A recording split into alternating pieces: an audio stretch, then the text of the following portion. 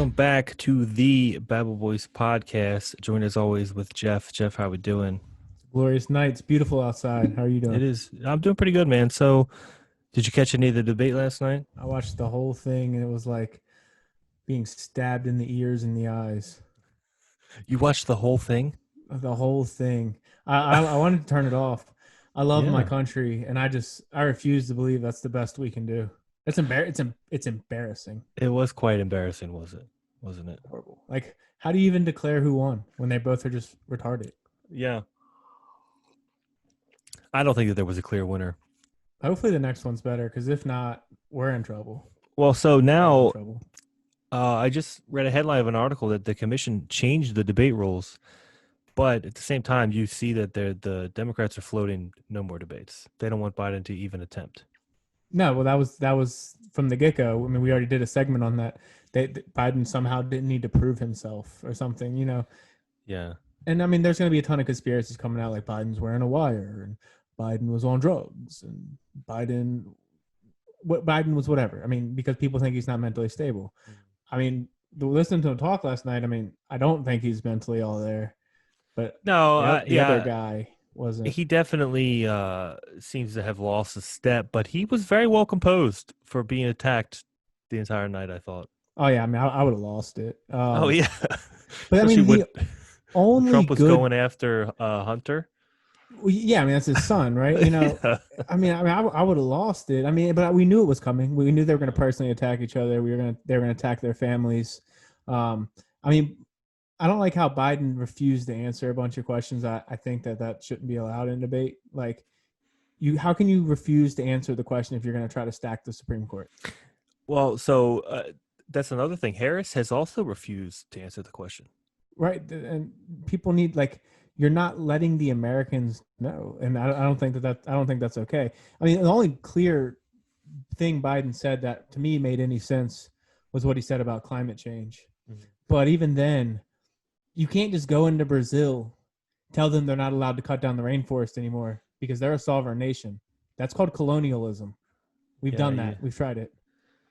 and I don't think that they would listen to you, anyways, would they? No, no. I mean, sure. I mean, it is true that the deforestation of the rainforest accounts for more carbon emission than all forms of transportation on the earth combined. Hmm. But you can't tell a sovereign nation they're not allowed to make money anymore. That's colonialism. Yeah, that wouldn't work, would it? Not at all. And I agree. Climate change is definitely a huge up and coming issue. It's always going to be there. I mean, Yeah, natural, man-made, it doesn't matter. I'm not taking. But it's done it millions of, not millions of times, but it's done a ton of times in Earth's history. So is it happening yeah, again? Probably. Probably. yeah. And on that topic, I don't know. The science isn't. It's not definitive, right? No. We don't exactly know, and if we knew, it wouldn't be a debate. No, the whole subject of climate, like of studying the climate. I mean, it's in its infancy. We have no fucking idea what we're talking about, really. I mean, in the broad scope, we really don't understand it. No, we don't. And I do think that denying the effects that humans have on the changing of the climate, I don't think it's wise to just denounce that. I mean, humans have been polluting the environment for, I mean, what, since it's 100 years since the Yeah, Industrial Revolution, and at the almost. same time, I mean, pushing the Green New Deal, which is unconstitutional, all Mhm. 7 page of how stupid it is. I mean, that's not the right answer either. No, it's Yeah, not. I mean, it's simple. Just be better stewards of the earth. Not nobody's asking you a lot. No, it doesn't really seem that hard. Don't dump billions of pounds of chemicals in your local reservoirs every year. But don't tell us we're not allowed to fly on airplanes anymore either. You know what I mean? Yeah, Like, yeah. Don't tax us based on the emissions our cars produce, right? yeah, yeah. Or I other mean, things in that there's a middle sense. ground. Hmm. There's a middle ground, a rational Yeah. middle ground. So another thing Biden wouldn't answer per se, he wouldn't condemn Antifa.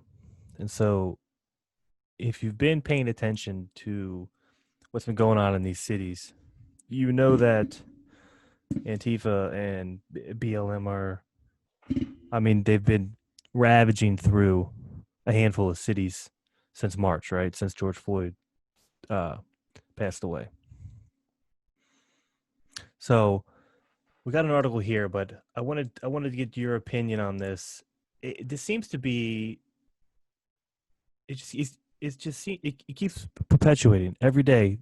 You have congressmen that deny Antifa's existence.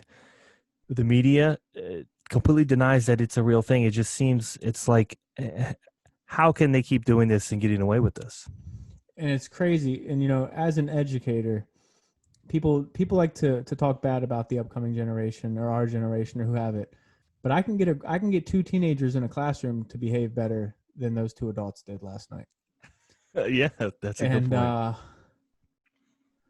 point. denying Antifa and claiming it's just an ideology is wrong, because we have a historiography of Antifa. We know Rose City Antifa is the Hmm. first chapter of Antifa, formed in 2007.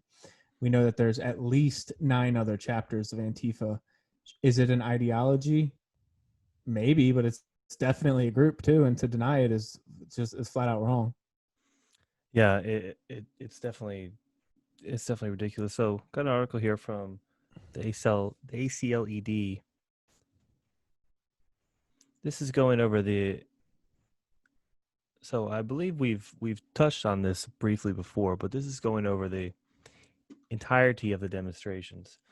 So this is the full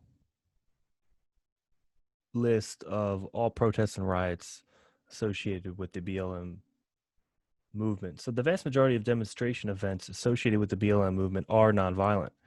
In more than 93% of all demonstrations connected to the movement, demonstrators have not engaged in violence or destructive activity. Peaceful protests are reported in over 2,400 distinct locations around the country. Violent demonstrations, meanwhile, have been limited to fewer than 220 locations, under 10% of the areas that experience peaceful protests. Now, I was thinking about this earlier.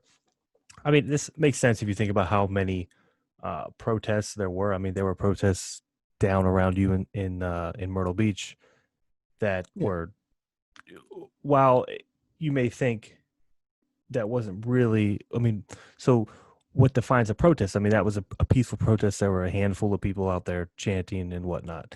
And as you would expect, they probably happened all over the country. So they were definitely gifted with this extreme volume of protests to where they can say, well, 93% were peaceful, right? Yeah, but I mean, and that is true, because obviously, I mean, you had people peacefully gathering even in other countries around the world. Exactly. It's just the mass volume of it. That's right. I mean, yeah, I agree with that. But I mean, even still, to pull that statistic, there's lies, there's damn lies, and then there's statistics. There's no way to accurately measure that. No. And again, because of the volume of the amount of protests, they basically cherry picked that. And in their defense, they are correct, right? Yeah, yeah, and So of course, depends on the region. Like, there's maybe 1% of protests were violent in South Carolina, but maybe 70% of them are violent in Portland. yeah, exactly. So yet, despite data indicating that demonstrations associated with the BLM movement are overwhelmingly peaceful, one recent poll suggested that 42% of respondents believe most protesters associated with the movement are trying to incite violence or destroy property. This is in line with the Civics Tracking poll, which finds that net approval for the BLM movement peaked back on June 3rd, the week following George Floyd, when the riots first began. That makes sense, and has fallen sharply since. Research from the University of Washington indicates that this disparity stems from the political orientation and biased media framing, Mm-hmm. such as disproportionate coverage of violent demonstrations. Groups like the Anti Defamation League have documented organized disinformation campaigns aimed at spreading a deliberate mischaracterization of groups or movements, such as portraying activists who support BLM as violent extremists, or claiming that Antifa is a terrorist organization coordinated or manipulated by nebulous external forces. So, what they're saying is the reason for the decrease in approval is because of disinformation campaigns. That seems, I don't really Bullshit. understand that. I mean, if you looked at any of the mainstream media channels throughout that entirety, I mean, you had a man standing in front of a burning building saying that peaceful protests, mostly peaceful protests, but fiery at night, or whatever the headline Yeah, yeah. was. I think they tried hard to suppress it, and to add evidence to that, um, CNN flat out, well, Don Lennon flat out said, these riots are hurting our polling numbers for the Democrats. So why would they why would they overexpose the violence if it's hurting their Yeah. polling numbers? And and furthermore, if you broke down each mainstream media by which political branch they represented, Mhm. it's probably 10-1 liberal versus conservative. Oh, no doubt. Definitely. So we have an article here from the Red State. It's about the Biden denial. So the author goes on, one of the big weaknesses that the Democrats and Joe Biden have is in the way in which they have dealt with the civil unrest perpetrated by radical leftist BLM and Antifa people. For months, as cities burnt, they appeared to paint the riots as peaceful protests, as well as embracing the BLM, who have been connected to over 91% of the riots, according to one study. At a time when Americans are saying in the polls that that's an incredibly important issue for them, that's bad for Democrats. One of the things that President Donald Trump was trying to do throughout the debate was show that Biden was basically a stalking horse for the radical left. Last night during the debate, Joe Biden may have just made that worse, refusing to condemn Antifa and even appearing to deny its existence. During the debate, Biden claimed that Antifa was an idea, not an organization, claiming that that's what the FBI director said. But that's leaving out a very important part of what Christopher Wray said. Here's what he said. Antifa is a real thing. It's not a group or an organization. It's a movement or an ideology, maybe maybe one way of thinking of it, and we have quite a number. And I've said this quite consistently since my first time appearing before this committee. And we have any number of properly predicated investigations into what we would describe as violent anarchist extremists, and some of those individuals self-identify with Antifa, Ray said. So, Biden misquoted the FBI director, and as we said previously, they've been doing that since the beginning of this. I mean, while it may not be like a defined organization with a structure and a hierarchy, it That we know of. 100% is real. It's absolutely real. I mean, there's chapters of it. And, people are like, well, why doesn't Trump denounce white supremacy? I mean, the same reason why Biden doesn't denounce Antifa, right? I mean, these are their supporters. And, obviously white supremacy is bad, but so is communism at the same time. Yeah. I mean, a fascist might, stab you right then and there and kill you for being what you are. But a communist will take your retirement and leave you out for dead on the street. They're both equally wrong. Yeah, no, I agree. And so it would seem in a debate they've kind of forced Trump into this corner and said, sir, why haven't you condemned the white nationalists and white supremacists? Which he has. And, to Chris Wallace's defense, I don't think that Trump has done a good enough job at it. I think that he could be more vocal, because it would seem that he is affiliated with some of these groups in some way, which he more than likely isn't. But in the public's eye, he may be perceived to have some kind of connection, and I think that he should come out and be vocal about his condemnation of these groups. Yeah. And I also think Joe Biden should do the same. But like you pointed out, they're never going to do that because they know who their base is, right? Yeah. I mean, I wouldn't even say it's their base. I mean, you have radical lefts who vote for Biden who are, tearing down the country. That's true. You have complete racists on the right who vote for Trump. That's also true. I mean, you have extreme radicals on each side. It's a pendulum effect. The more radicals that come on the left are going to be filled with more radicals on the right. It's counterbalance. It's going to create an equilibrium. That's how it works. Just like in Nazi Germany, you had communists there first that created an equal balance of fascists, and then they just battled it out in the street. It's replaying. Yeah, I mean, so maybe I misspoke with the word base, but I mean, you have to understand that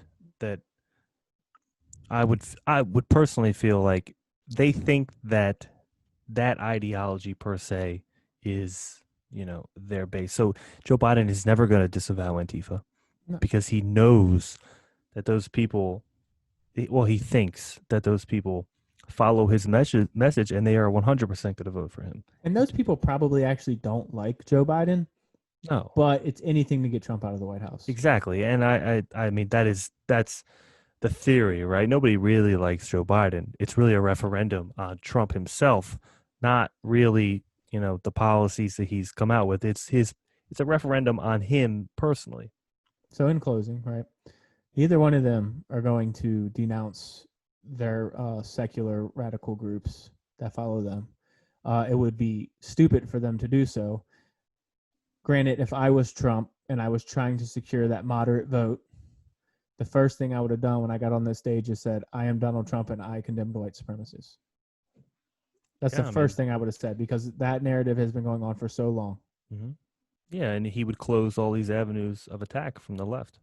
Half the stuff Joe Biden said wouldn't have been valid after that, Yeah. So, I mean, but then again, the man did himself no favors with the constant attacks.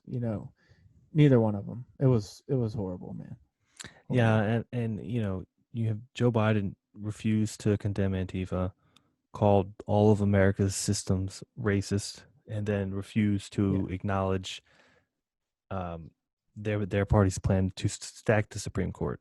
Right. I mean, there was if you were a journalist or even a student, and you had to write something on this debate that you learned last night. There's no way you Yeah. learned anything, man. No. No, I and mean, Jerry Springer might as well have been the host. He's used to people with that kind of behavior. it might as well have been a Jerry Springer episode. Yeah. I mean, the only thing we were missing was people swinging at each other. Now, which leads me to another point, before we close out here. If you sit back and you say, that debate would have been better if Joe Jorgensen was on it or any third party candidate was on it. For sure. Think about that long and hard. Mm-hmm. It would have been better if another candidate was on there. Well, maybe we ought to start exploring. So all of these debates would be better with a third party. I mean, 100% throw in anybody, whether or not they even reach the 5% threshold of votes that they have to have. I mean, it completely changes the dynamic because they have another person that they're competing with instead of arguing with each other about basically believing the same shit, just a different side of the spectrum. They have another person to compete with. Now, just imagine if it was like Rand Paul on one podium and Tulsi Gabbard on the other podium. That would actually be a articulated, and informative debate. I mean, I can only be, so happy with one thing in life. It's terrible. Just, I mean, imagine the policy debate they would have. It would be beautiful. Yeah, like people would be like, wow. I don't know what that means because I'm not smart enough to understand it, but wow. Yeah. Yeah. Well, I mean, but you have to remember, Rand Paul did run against Trump. Yeah. But Trump, he was so outspoken at that point in time that, you speak little words in tiny sentences so that a lot of people can understand them. That's typically what happen. Yeah. Yeah. All right, man. Well. All right. Well, hopefully that's the it next for this debate's segment. better. Yeah, dude. I mean, I would. You know what? If I was a betting man, I'd probably bet that there will be no more. Yeah. I wouldn't put that past it. All right, man. Till next time. All right, man. Don't forget to like, subscribe, and we'll see you in the next one.